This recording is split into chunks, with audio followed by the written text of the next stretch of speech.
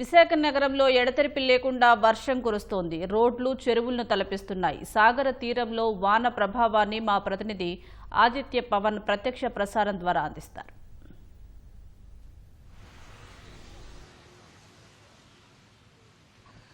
పశ్చిమ మధ్య బంగాళాఖాతం, వాయు బంగాళాఖాతం ఈ పరిసర సమీపంలో అల్పపీడనం ఏర్పడింది. ఇది మరింత బలపడి వాయుగుండంగా మారే అవకాశం ఉంది. ఇది దక్షిణ ఒరిస్సాకి, ఉత్తరాంధ్ర ప్రాంతానికి సమీపంలో ఉంది. అందువల్లే రాగల 24 గంటల్లో కూడా ముఖ్యంగా ఉత్తర కోస్తాలో భారీ నుంచి అతి భారీ వర్షాలు, దక్షిణ కోస్తాలో భారీ వర్షాలు పడే అవకాశం ఉందని విశాఖపట్నం వాతావరణ కేంద్రం ఇప్పటికే హెచ్చరిక జారీ చేసింది.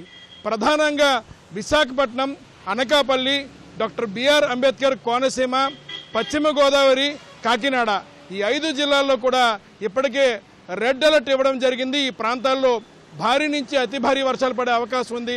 అంటే 10 సెంటీమీటర్ల మించిన వర్షపాతం నమోదయ్యేటువంటి అవకాశం ఉంది. ఇక మిగిలినటువంటి శ్రీకాకుళం, విజయనగరం, పార్వతీపురం, మన్యం జిల్లా, పల్నాడు, కృష్ణా, నంద్యాల తదితర ప్రాంతాలు ఆరెంజ్ అలర్ట్ ఇవ్వడం జరిగింది. ఈ ప్రాంతాల్లో 7 సెంటీమీటర్ల మించిన వర్షపాతం నమోదయ్యే అవకాశం ఉంది. ముఖ్యంగా రాయలసీమ ప్రాంతాలైనటువంటి అనంతపురం, అలాగే చిత్తూరు, తిరుపతి, నంద్యాల తదితర ప్రాంతాల్లో ఎల్లో అలర్ట్ కూడా ఇవ్వడం జరిగింది. ముఖ్యంగా ఈ 3 రోజులు కూడా, రానున్న 3 రోజులు కూడా భారీ వర్షాలు రాష్ట్రంలో కురిసేటువంటి అవకాశం ఉంది. అయితే ప్రస్తుతం అల్పపీడనంగా కొనసాగుతుంది. ఇది మరింత బలపడి రేపు వాయుగుండంగా మారే అవకాశం ఉంది. వాయుగుండంగా మారిన తర్వాత కూడా ఇది దక్షిణ ఒరిస్సా, ఉత్తరాంధ్ర, ఉత్తర కోస్తా ప్రాంత సమీపంలో, తీరానికి సమీపంలో తీరం దాటే అవకాశం ఉంది. తీరం దాటిన తర్వాత సాధారణంగా వాయుగుండం తీరం దాటిన తర్వాత కూడా భారీ వర్షాలు పడే అవకాశం ఉంది. ఇప్పటికే వాతావరణ శాఖ హెచ్చరిక జారీ చేసింది. ఈ ప్రభావంతో తీరం వెంబడి గంటకు 40 నుంచి 50 కిలోమీటర్ల వేగంతో భారీ ఈదురుగాలులు తీరం వెంబడి కొనసాగుతాయని హెచ్చరిక జారీ చేశారు. మరోవైపు మత్స్యకారులు ఎవరూ కూడా వేటకు వెళ్ళవద్దని విశాఖపట్నం వాతావరణ శాఖ అధికారులు హెచ్చరిక జారీ చేస్తున్నారు. అయితే ఇప్పటికే ఉదయం నుంచి కూడా విశాఖపట్నంలో ఉదయం 6 గంటల నుంచి ఇప్పటి వరకు చూసుకున్నట్టయితే సుమారుగా 5 సెంటీమీటర్ల వర్షపాతం నమోదైంది. గాజువాకలో పలు ప్రాంతాలు సుమారుగా 3 నుంచి 4 అడుగుల నీటి మధ్య ఉన్నాయి. హెచ్బీ కాలనీ కావచ్చు, రిక్షా కాలనీ కావచ్చు, డైరీ కాలనీ తదితర ప్రాంతాల్లో 3 అడుగులు మించినటువంటి నీటిలో ఆ ప్రాంతం అంతా కూడా నీళ్ళు వచ్చిన పరిస్థితి ఉంది. అలాగే విశాఖపట్నంలో ఉన్నటువంటి జ్ఞానాపురం, చిలకపేట తదితర ప్రాంతాలంతా కూడా పూర్తిగా ఒక రకంగా జలమయమని చెప్పుకోవచ్చు. ఇప్పటికే జిల్లా కలెక్టర్తో పాటు విశాఖపట్నంలో ఉన్నటువంటి జీవీఎంసీ అధికారులు అప్రమత్తమయ్యారు.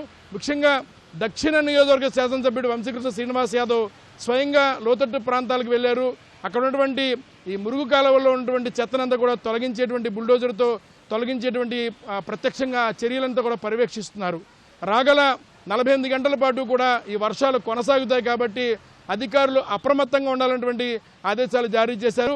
విశాఖపట్నం ఉన్నటువంటి విశాఖ జిల్లా కలెక్టర్తో పాటు విశాఖ జీవీఎంసీ కమిషనర్ కూడా అధికారుల్ని అప్రమత్తం చేశారు. అలాగే ఈపీడీఎస్ఎల్ అధికారులు కూడా అప్రమత్తంగా ఉండాలని ఈపీడీఎస్ఎల్ అధికారులు ఇప్పటికే ఆదేశాలు జారీ చేశారు. మరో 48 గంటల పాటు ఉత్తర కోస్తా, దక్షిణ కోస్తా ప్రాంతాల్లో భారీ వర్షాలు ఉంటాయి కాబట్టి అధికారులంతా కూడా అప్రమత్తంగా ఉండాలని ఇప్పటికే ప్రభుత్వం అధికారులని అప్రమత్తం చేసింది.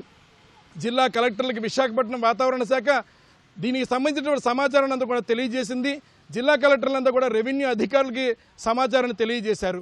ముఖ్యంగా మరో 3 రోజుల పాటు, ఎందుకంటే 19వ తారీఖు మధ్యాహ్నం ఈ వాయుగుండం తీరం దాటే అవకాశం ఉంది. కాబట్టి 19వ తారీఖు తీరం దాటిన తర్వాత కూడా 19వ తారీఖు, 20వ తారీఖు ఈ 2 రోజులు కూడా భారీ వర్షాలు ఉండేటువంటి అవకాశం ఉంది.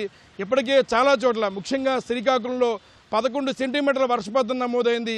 ఈరోజు ఉదయం నుంచి గడిచిన 24 గంటల కనుక పరిశీలించినట్లయితే సుమారుగా 5 సెంటీమీటర్ల మించి వర్షపాతం నమోదైన ప్రాంతాలు ఉత్తర కోస్తాలోను, దక్షిణ కోస్తాలో ఉన్నాయి.